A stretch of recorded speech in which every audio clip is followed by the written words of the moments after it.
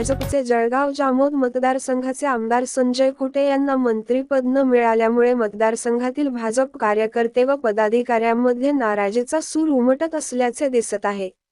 संजय कुटे हे आपल्या मतदारसंघात लोकप्रिय असून त्यांचा कार्यकर्त्यांमध्येही चांगला आधार आहे। मंत्रिमंडळ विस्तारात त्यांच्या मंत्रिपदाच्या अपेक्षा होत्या, मात्र त्या पूर्ण झाल्या नाहीत। यामुळे कार्यकर्त्यांमध्ये अस्वस्थता आहे। अनेक कार्यकर्त्यांनी याबाबत प्रतिक्रिया देताना सांगितले की संजय कुटे यांनी मतदारसंघात उल्लेखनीय कामगिरी केली असून त्यांना मंत्रिपद देऊन सन्मान दिला गेला असता तर कार्यकर्त्यांचे मनोबल उंचावले असते। ही नाराजी पक्ष नेतृत्वापर्यंत पोहोचण्याची शक्यता आहे, कारण ही भावना फक्त कार्यकर्त्यांपुरती मर्यादित नसून ती मतदारांमध्येही आहे। त्यासाठी सर्व कार्यकर्ते उद्या सकाळी देवेंद्र फडणवीस यांच्या घरी जाऊन त्यांना प्रश्न विचारणार। सविस्तर पाहूया सत्यशोधक न्यूज मध्ये।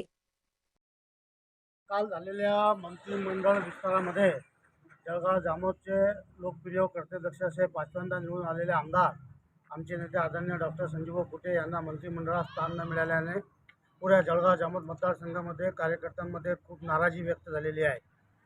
माननीय फडणवीस साहेबांवर लगातार विश्वास ठेवून आम्ही काम करतो आहे। 2014च्या नंतर एक 4 महिन्याच्या कार्यकाळामध्ये त्यांनी आम्हाला मागून मंत्रिमंडळात समाविष्ट केलं आणि त्या मंत्रिमंडळाचं कायापालट करण्याचं काम माननीय आमदार कुटे साहेबांनी केलं। 2019च्या निवडणुकीमध्ये बरोड बकालच्या जाहीर सभेमध्ये फडणवीस साहेबांनी आम्हाला शब्द दिला होता की आपण मोठ्या मताधिक्याने कुटे साहेबांना विधानसभेत पाठवा, मी यांना मोठी जबाबदारी देतो।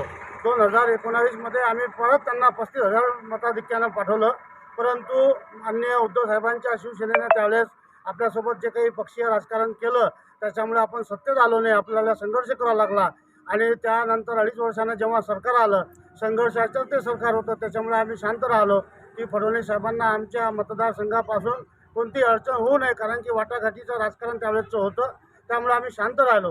2024च्या विधानसभेची वाट पाहिली। 2024च्या विधानसभेमध्ये परत आम्ही पाचव्यांदा त्यांना निवडून दिलं, या मायबाप जनतेने निवडून दिलं, परंतु यावेळेस इतकं मोठं आपल्याला जनमत बहुमत मिळालेलं असताना सुद्धा माननीय फडणवीस साहेबांनी या मंत्रिमंडळामध्ये स्थान दिलं नाही, त्यासाठी आम्ही सर्वजण नाराज आहोत। माननीय फडणवीस साहेबांना आम्ही विचारतोय की आम्ही कुठं कमी पडलो आहे, आमच्या माणसामध्ये काय पोटेन्शियल पाहिजे, मंत्रिमंडळ म्हणून मंत्री म्हणून जे काही आपल्याला लागते ते त्या आमदार साहेबांमध्ये आहे। लोकसभेच्या निवडणुकीमध्ये सर्व विरोधात वारे असताना लोकसभा अकोला आणि लोकसभा बुलढाण्यामध्ये सिंहाचा वाटा त्यांचा आहे। त्यांच्यानंतर विधानसभेच्या निवडणुकीमध्ये अकोट असेल, मूर्तिजापूर असेल, अकोला असेल आणि स्वतः बुलढाणा जिल्हा असेल, याच्यामध्ये त्यांनी स्वतःच्या निवडणुकीच्या सह बाकीच्या निवडणुकीमध्ये खूप प्रचार केला आणि हे लोक निवडून आणले। अशा सगळ्या गोष्टी असताना फडणवीस साहेबांनी दिलेली जबाबदारी पूर्ण पार पाडलेली असताना त्यांना या स्थान न मिळणे निश्चित रूपाने आमच्या भावनांना कुठंतरी ठेच पोहोचलेली आहे। या ठिकाणी फार अंतकरणाने जळ अंतकरणाने मी माननीय फडणवीस साहेबांचा निषेध व्यक्त करतो। माननीय फडणवीस साहेबांवर आमची अथाट श्रद्धा होती, माननीय कुटे साहेबांच्या विरोधात आम्ही या सगळ्या गोष्टी करतोय, कारण की आमच्या कुटे साहेबांना ह्या गोष्टी मंजूर नाही आहे। पक्ष जो करेल ते मान्य करणारा व्यक्तिमत्व आमचं कुटे साहेब आहे, परंतु अखेर आम्हाला सर्वसामान्य माणसं म्हणून भावना आहेत आणि या भावनांना कुठेतरी आपण वाट मोकळी करून दिली पाहिजे।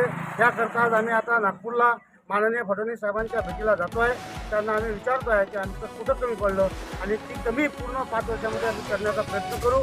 अशा पद्धतीचं आम्ही कोणाच्या घरावर कूच करण्यासाठी नव्हे, तर आम्ही फक्त माननीय फडणवीस साहेबांना भेटण्याकरता जातो आहे। धन्यवाद।